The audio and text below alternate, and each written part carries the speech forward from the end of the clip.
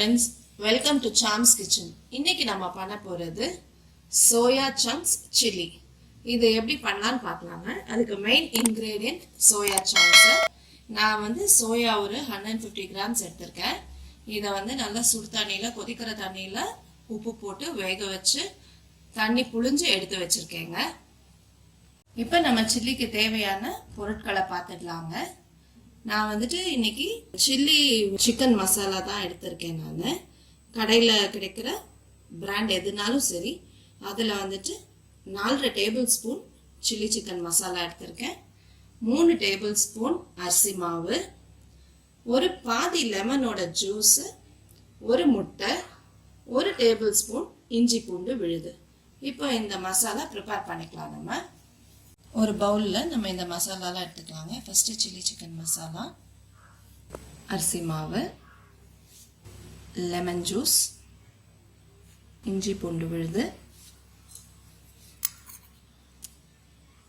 அப்புறம் நம்ம எடுத்து வச்சிருக்க ஒரு முட்டை.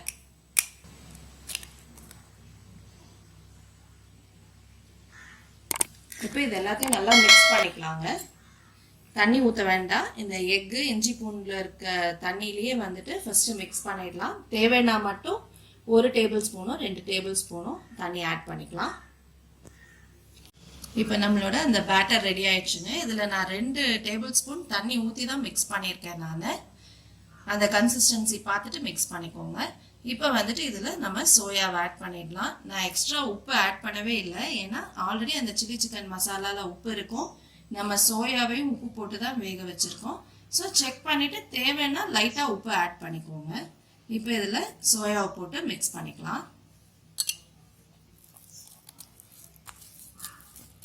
இப்போ நம்ம சோயா ஃபுல்லாக பரட்டி வச்சுட்டோங்க. ஃபுல்லாக மேரினேட் பண்ணிட்டோம். இந்த மேரினேட் பண்ண சோயா ஒரு 15-20 மினிட்ஸ் அப்படியே ஊறட்டும். அப்போ தான் இதில் இருக்க மசாலாலாம் சோயாக்குள்ளே இறங்கும். 20 மினிட்ஸ்க்கு அப்புறம் நம்ம வறுத்து எடுத்துக்கலாம். இப்போ நம்ம சோயா மேரினேட் பண்ணி வச்சு 30 மினிட்ஸ் ஆயிடுச்சுங்க. ½ அன் ஹவரே ஆயிடுச்சு. இந்த ஸ்டேஜில் இப்போ நான் வந்து ஸ்டவ் பற்றி கடாய் வச்சு ஆயில் சூடு பண்ணியிருக்கேன். நான் இப்போ சில்லி போட்டு எடுத்துடலாம்.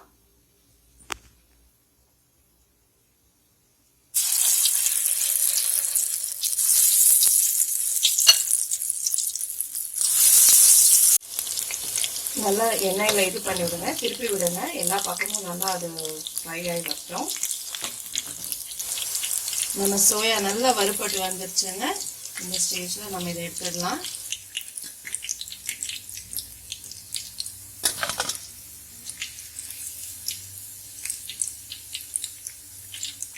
இதே மாதிரி நம்ம மீதம் இருக்க கருப்பி வச்சிருக்க சில்லியையும் எண்ணெயில் போட்டு எடுத்துடலாங்க. அடுத்த செட் போட்டு எடுத்துடலாங்க.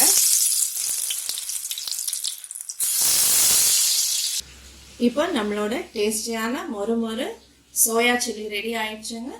இந்த ரெசிபி நீங்கள் வீட்டில் ட்ரை பண்ணி பாருங்கள். கண்டிப்பாக பிடிக்கும். எஸ்பெஷலி குழந்தைங்களுக்கு ரொம்ப பிடிக்கும். இந்த வீடியோ உங்களுக்கு பிடிச்சிருந்ததுன்னா லைக் பண்ணுங்கள், ஷேர் பண்ணுங்கள், கமெண்ட் பண்ணுங்கள். நம்ம சேனலுக்கு சப்ஸ்கிரைப் பண்ணுங்கள். தேங்க்யூ. Sam's kitchen.